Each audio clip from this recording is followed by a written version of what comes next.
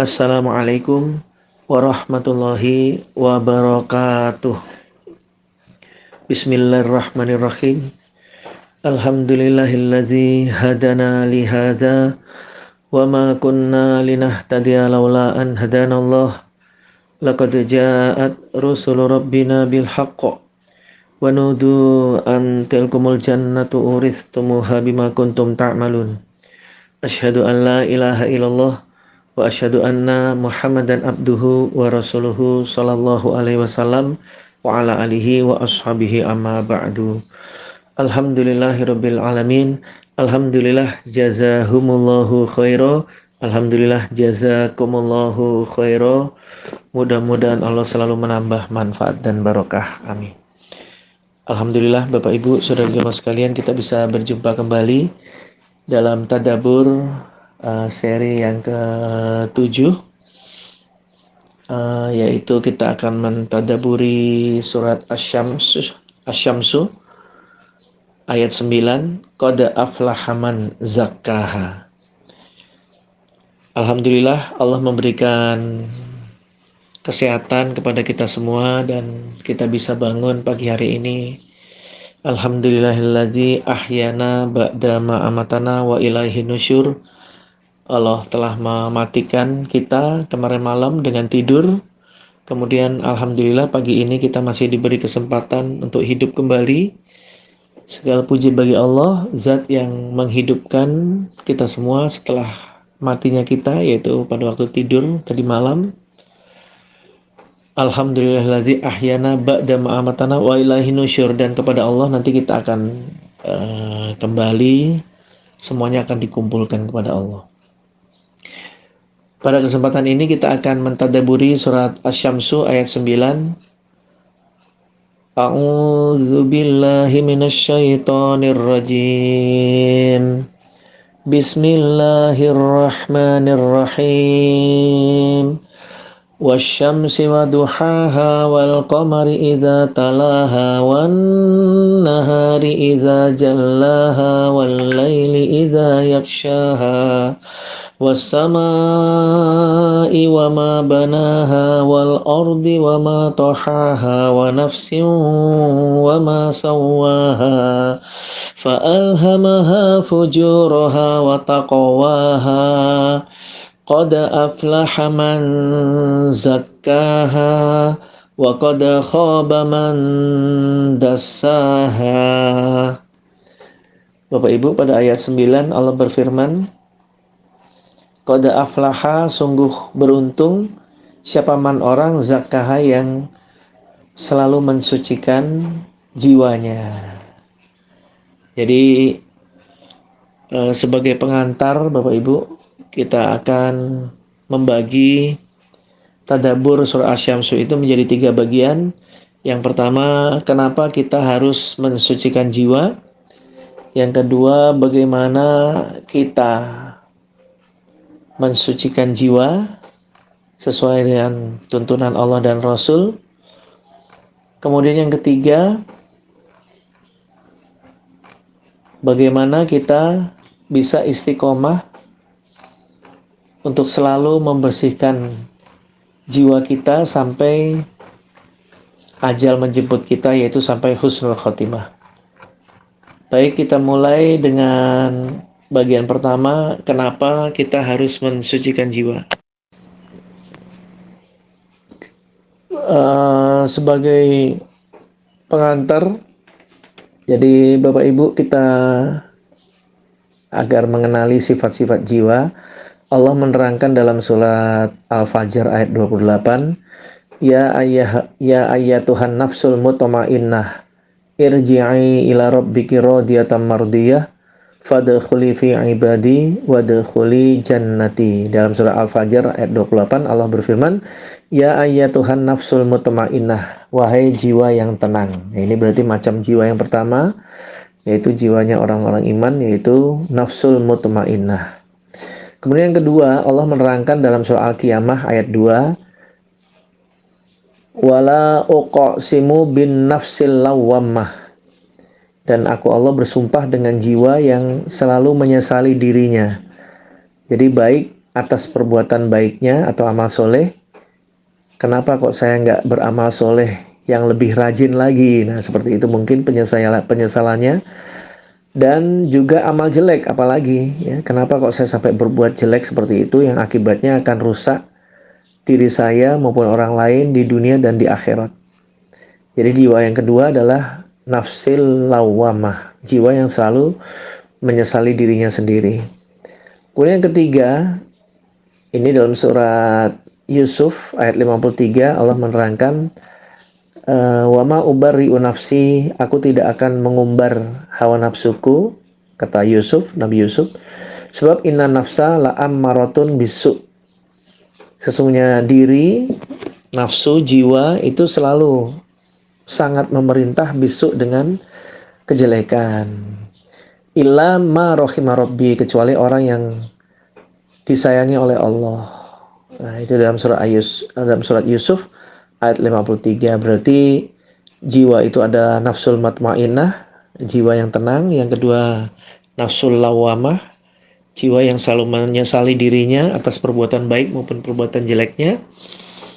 Kalau perbuatan baik, kenapa kok saya tidak lebih lagi berbuat baik? Kalau perbuatan jelek, apalagi? Kenapa kok saya sampai berbuat yang jelek? Dan yang ketiga adalah jiwa yang memerintahkan kepada kejelekan, yang sangat memerintah kepada kejelekan. Wa ma ubarri'u nafsi, inna nafsa la'ammaratun bisu. Aku tidak akan mengumbar pada hawa nafsuku, karena sesungguhnya hawa nafsu itu banyak memerintah kepada kejelekan kecuali orang-orang yang disayangi Allah.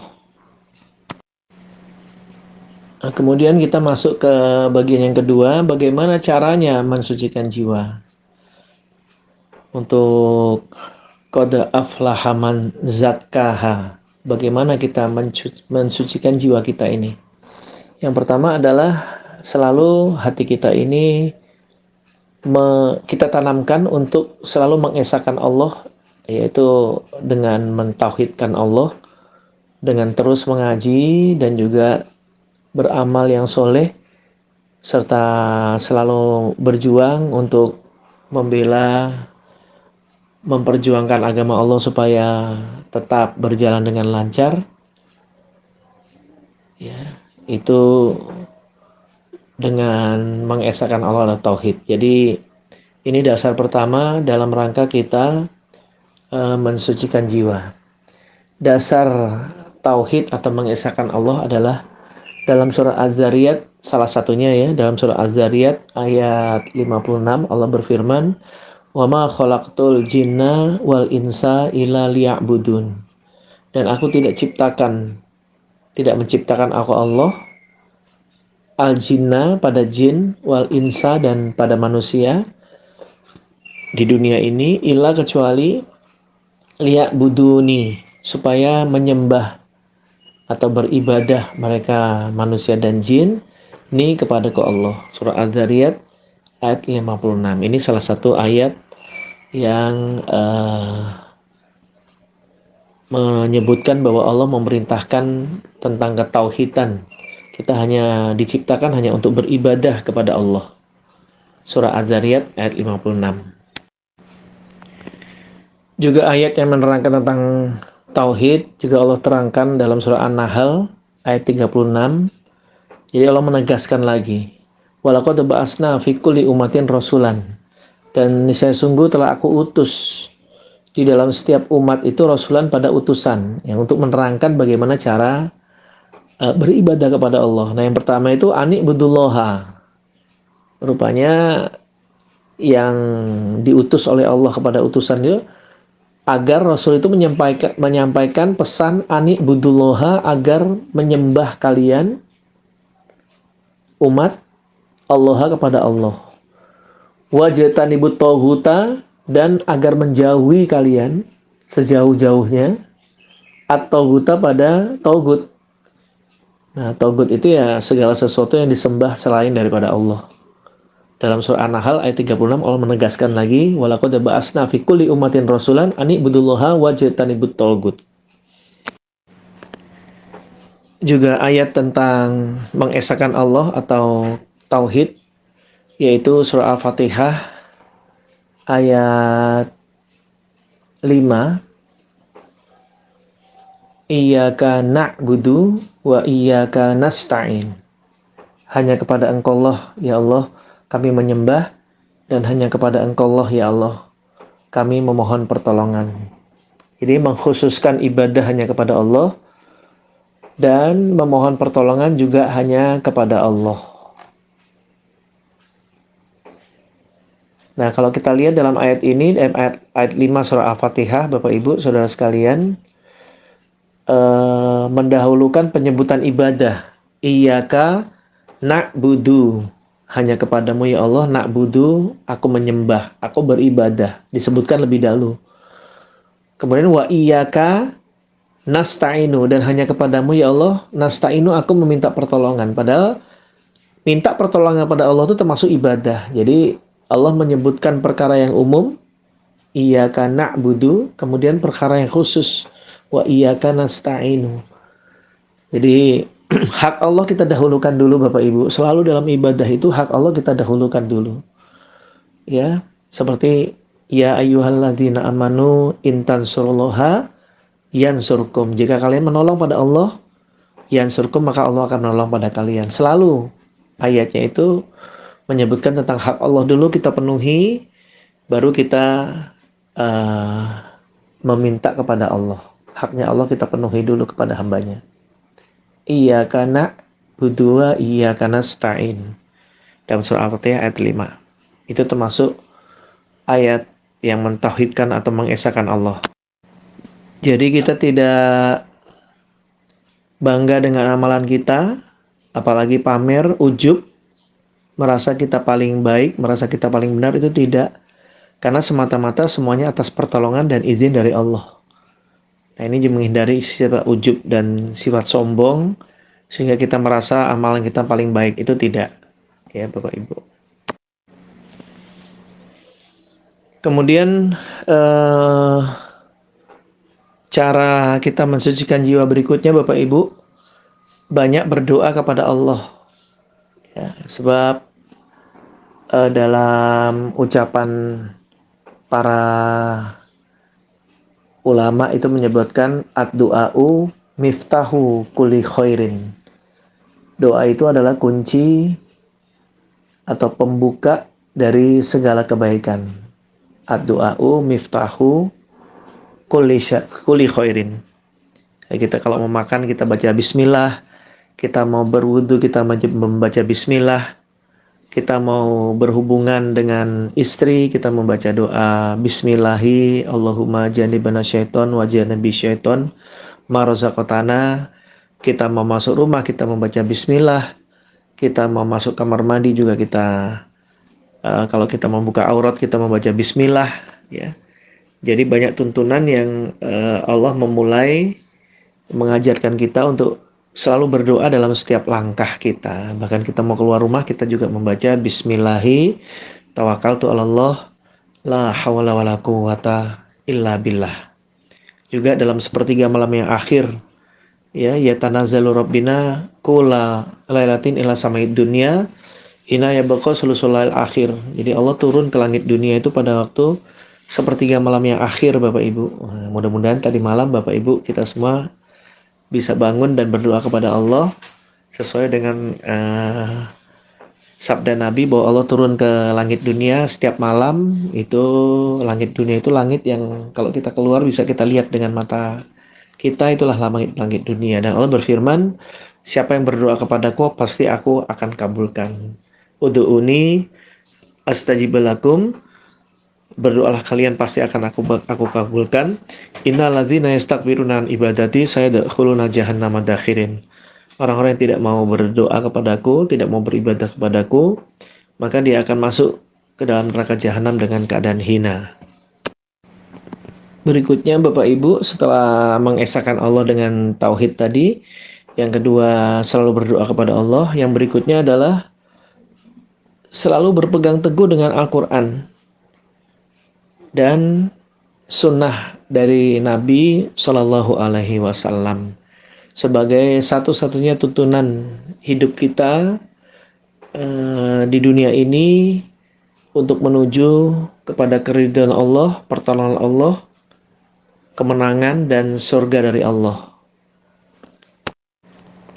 Allah berfirman dalam surat Yunus ayat 57, Ya ayuhan nas, wahai manusia, qad ja'atkum,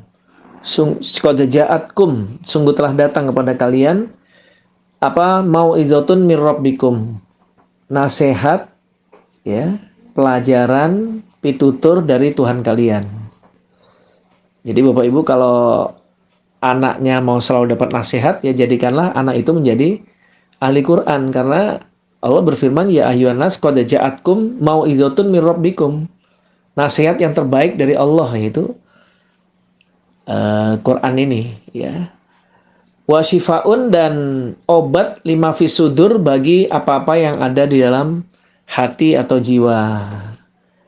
Jadi Al-Quran ini telah didatangkan Allah, yang pertama menjadi nasihat, ya, yang kedua menjadi obat penyakit hati, pembersihan jiwa. Nah, yang ketiga wahudan, dan menjadi petunjuk, warahmatun, dan menjadi kasih sayang, termasuk mukjizat yang terbesar, lil mu'minina, bagi seluruh orang-orang yang beriman. Surat Yunus ayat 57. Juga kita selalu mengikuti sunnah Rasul berdasarkan surat Al-Ahzab, firman Allah dalam surat Al-Ahzab ayat 21, Laqad kana lakum fi Rasulillahi uswatun hasanah. Telah ada di dalam diri Nabi Rasulullah Nabi Muhammad SAW uswatun hasanah, contoh teladan yang terbaik, yaitu liman, bagi orang, karena yang aja dia yarjullaha, mengharapkan kepada rahmat pahala dari Allah, wal yaumal akhir, dan percaya kepada hari akhir, wa dzakarallaha katsira, dan orang yang selalu banyak berzikir kepada Allah yang banyak. Itu diterangkan dalam surat Al-Ahzab ayat 21. Jadi tadi kita yang pertama, langkah dalam membersihkan jiwa kita adalah dengan menguatkan keesaan Allah dalam diri kita, bahwa segala sesuatu terjadi hanya izin dari Allah, dan kita tugas di hidup di dunia hanya untuk ibadah kepada Allah, yaitu dengan mengkhususkan ibadah hanya kepada Allah dan hanya meminta pertolongan kepada Allah. Yang kedua, kita selalu banyak berdoa kepada Allah, karena termasuk salah satu bukti kita sebagai hamba dan Allah sebagai Khalik, kita selalu memulai langkah kita, bahkan setiap menjalankan setiap pekerjaan, kita juga selalu mengingat dan menyebut nama Allah. Minimal kita membaca bismillah dalam setiap langkah kita, dan kita mengucapkan alhamdulillah bagi setiap sesuatu yang telah kita selesaikan.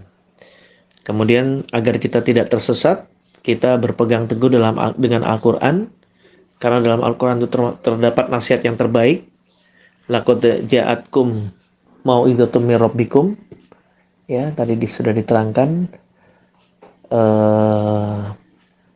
Ya ayuhan nas qad ja'atkum mau'izatun mir rabbikum wa syifaa'un lima fis sudur wa hudan wa rahmatun lil mu'minin, dalam surat Yunus ayat 57 juga, laqad kana lakum fi Rasulillahi uswatun hasanah liman kana yarjullaha wal yawmal akhir wa dzakarallaha katsira.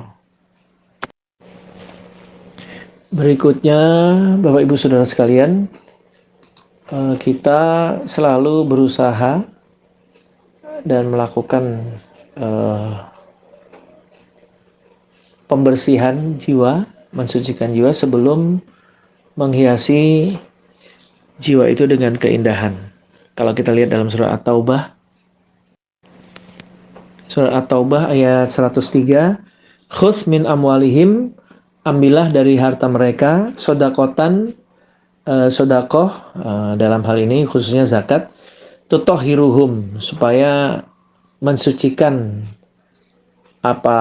sodakoh hum, kepada mereka orang-orang iman, wa tuzakkihim biha, dan mensucikan mereka. Jadi di sini diambil dulu sedekah atau zakat itu, kemudian kedua Allah akan mensucikan pada mereka orang-orang iman.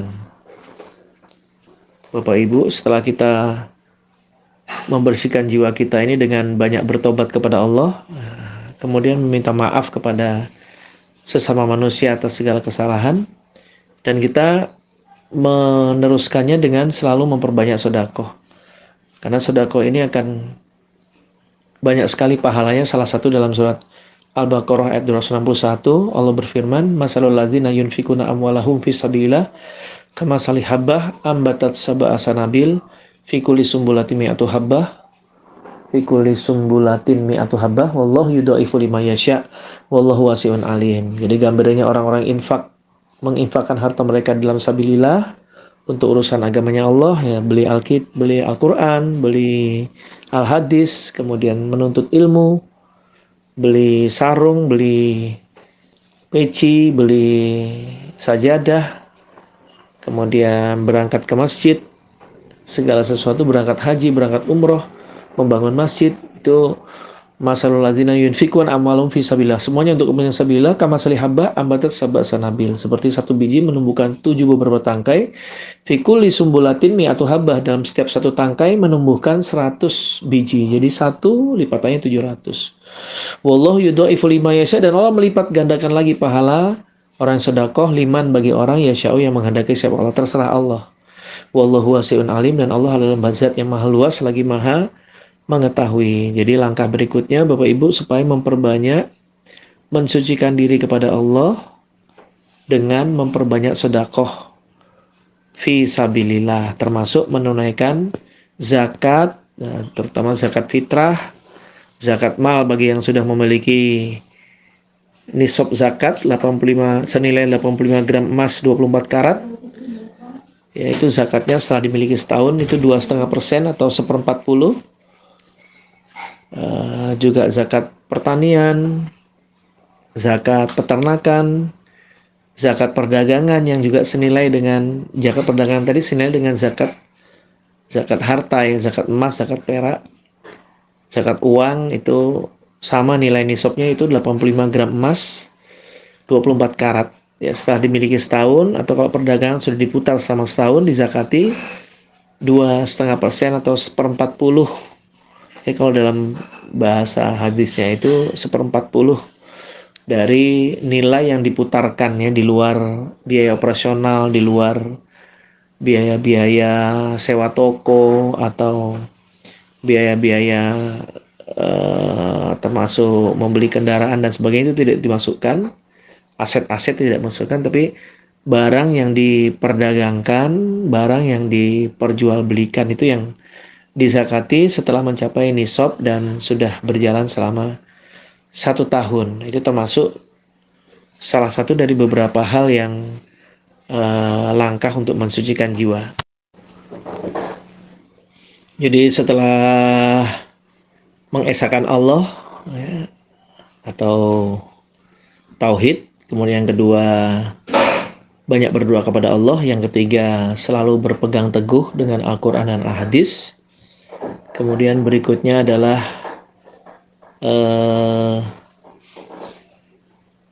mensucikan harta kita, ya, dengan mengeluarkan zakat. Berikutnya adalah selalu mengingat kematian, Bapak Ibu. Aksiru zikro hadamil lazat, dalam hadis Ibnu Majah, ya, diterangkan bahwa Nabi memesan kepada kita agar perbanyaklah kalian untuk mengingat sesuatu yang dapat memutus kenikmatan, ya. Aksiru zikro hadimil lazat, ingatlah, selalu ingat kepada sesuatu yang dapat memutus kenikmatan, yaitu ujungnya itu adalah kematian. Jadi selalu mengingat kematian, bahwa kita ini sewaktu-waktu, cepat atau lambat, pasti akan ketemu dengan ajal kita, akan ketemu dengan kematian. Itu termasuk salah satu langkah dalam rangka qad aflaha man zakkaha. Kemudian berikutnya Bapak Ibu selalu menutup pintu-pintu kemaksiatan termasuk menjaga pergaulan. Jadi segala sesuatu yang menuju kepada maksiat itu kita tutup ya, termasuk menjaga pergaulan, karena dalam hadis Sunan Abi Dawud diterangkan bahwa almar'u, seseorang itu ala dini kholilihi, atas agama temannya. Falyanzur, maka hendaklah memperhatikan kalian, mempersungguh dalam memilih siapa ahadukum, salah satu kalian, man, siapakah yukhalilu, yang menjadi temannya. Jadi segala sesuatu yang menuju kepada kemaksiatan itu harus ditutup, termasuk menjaga pergaulan. Ini termasuk salah satu langkah dalam kita selalu mensucikan jiwa kita sehingga sampai ketemu dengan ajal mati kita bisa dalam keadaan husnul khotimah. Sebagai akhir dari pertemuan kita pada kali ini, para Bapak Ibu Saudara sekalian, yang ketiga, jadi yang pertama tadi adalah kenapa kita mesti mensucikan jiwa kita, karena Allah berfirman dalam surah Asy-Syamsu ayat 9 dan ayat 10, qad aflaha man zakkaha wa qad khaba man dasaha. Jadi ayat 9,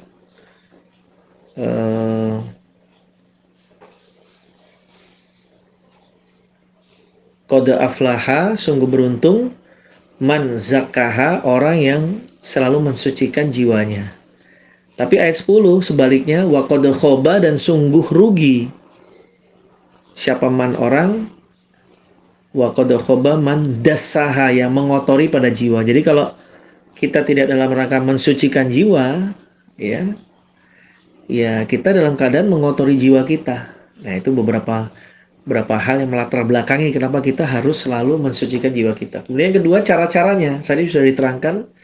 Banyak sekali, diantaranya adalah mengesahkan Allah dengan tauhid. Kemudian yang kedua, banyak berdoa. Yang ketiga, berpegang teguh dengan Al-Quran dan Sunnah. Kemudian yang keempat, dengan banyak sedekah fisabilillah, termasuk mensucikan diri dengan harta. Dan berikutnya, banyak mengingat kematian dan menutup segala pintu kemaksiatan dengan menjaga pergaulan. Nah, bagian ketiga, ini bagian yang paling penting Bapak Ibu Saudara sekalian. Dalam hadis Sahih Bukhari itu Nabi mengingatkan, wa innamal a'mal bil khawatimi, dan sesungguhnya amal itu tergantung pada akhirnya, ya. Wa innamal a'mal bil khawatimi. Jadi amal itu adalah yang jadi atau yang dilihat adalah amal yang terakhir, sehingga Allah berfirman, ya ayyuhalladzina amanu taqullaha haqqa tuqatih wa la tamutunna illa wa antum muslimun, dan jangan mati sungguh kalian kecuali dalam keadaan matinya, dalam keadaan ajal matinya itu dalam keadaan menetapi agama Islam. Dan dalam ayat lain Allah juga menerangkan dalam surat Fussilat ayat 30, Allah berfirman, innal ladzina qalu rabbunallah summastaqamu tatanazzalu alaihimul malaikah alla takhafu wa la tahzanu wa absyirul bil jannatil lati kuntum tu'adun. Jadi sesungguhnya orang-orang yang berkata mereka Rabbuna, adapun Tuhan kami itu Allahu Allah, summastaqamu. Nah, ini Bapak Ibu yang paling penting dan paling sulit. Kemudian istiqomah mereka, ya, menetapi, meneguhkan pendirian mereka sampai ajal menjemput, husnul khotimah. Tatanazalu, maka akan turun alaihim, atas mereka, syafa al malaikatu, para malaikat, ya, pada waktu akan dicabut nyawanya, para malaikat turun dan berkata kepada orang itu, Allah takhafu, agar jangan takut kalian, wala tahzanu, dan jangan susah kalian, wa basyiru, dan bergembiralah kalian, bil jannati, dengan surga, alati yang kuntum, telah ada kalian, tu'aduna, dijanji kalian oleh Allah. Padahal Allah itu zat yang tidak pernah menyalahi janji ya. Kalau manusia ya janjinya banyak yang disulayani ya kan.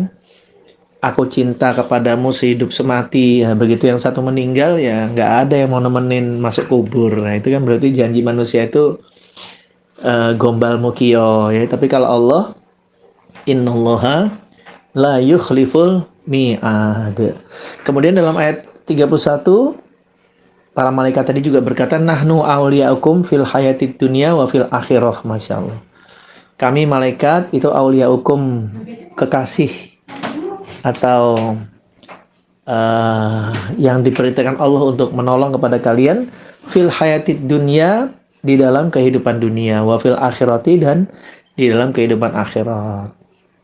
Walakum, dan bagi kalian, fiha, di dalam surga, ma tashtahi, apa-apa yang kepingin, apa anfusukum, diri kalian. Jadi semua yang kita inginkan Bapak Ibu di dalam surga itu akan diberikan oleh Allah. Walakum, dan bagi kalian, fiha, di dalam surga, ma taddaun, apa-apa yang minta kalian. Bahkan dalam surga itu ada pahala yang sangat besar. Bahkan dalam Sahih Bukhari diterangkan, an Abi Hurairah radhiyallahu anhu qala, berkata Abu Hurairah, qala bersabda siapa Rasulullah sallallahu alaihi wasallam, qalallahu, berfirman siapa Allah. Jadi ini salah satu hadits qudsi Bapak Ibu, firman Allah yang tidak ditulis dalam Al-Qur'an. Itu hadits qudsi. Jadi Allah berfirman, a'datu li ibadi solihina. Jadi aku menyediakan bagi hamba-hambaku yang solih, ya termasuk kalau ibu-ibunya ya solihat, ma, pada sesuatu, la ainun, yang tidak ada mata, ro'at, melihat apa mata. Jadi sesuatu yang belum pernah mata manusia melihat di dunia, itu nanti Allah akan sediakan di sana. Ma la ainun ro'at, wala udhunun sami'at, dan belum pernah ada telinga sami'at, mendengar apa telinga. Wala khotoro, dan belum pernah ada kerentek atau keinginan ala qalbi basyar, atas hatinya seorang manusia. Jadi Allah menyediakan untuk ahli surga Bapak Ibu, kita semua kalau bisa berhasil mensucikan diri sampai husnul khotimah, tetap dalam keadaan istiqomah, Allah menyediakan mala ainun ro'at, wala udhunun sami'at, wala khotoro ala qalbi basyar, belum pernah ada mata melihat, sesuatu yang belum pernah telinga mendengar, sesuatu yang belum pernah ada keinginan dalam hati seorang manusia. Faqra'u, maka membacalah kalian, kata Nabi, in syi'tum, jika kalian menghendaki, fala ta'lamu nafsun ma ukhfiya lahum min qurrati a'yun. Jadi fala ta'lamu, maka tidak mengetahui siapa nafsun diri, ma ukhfiya, pada sesuatu yang disamarkan, lahum, untuk mereka, rupanya min qurrati a'yun, dari kesenangan mata, ya. Jadi sesuatu yang masih disimpan oleh Allah, masih dirahasiakan, nanti diberikan kepada sampai di akhirat. Ini surat As-Sajdah ayat 17.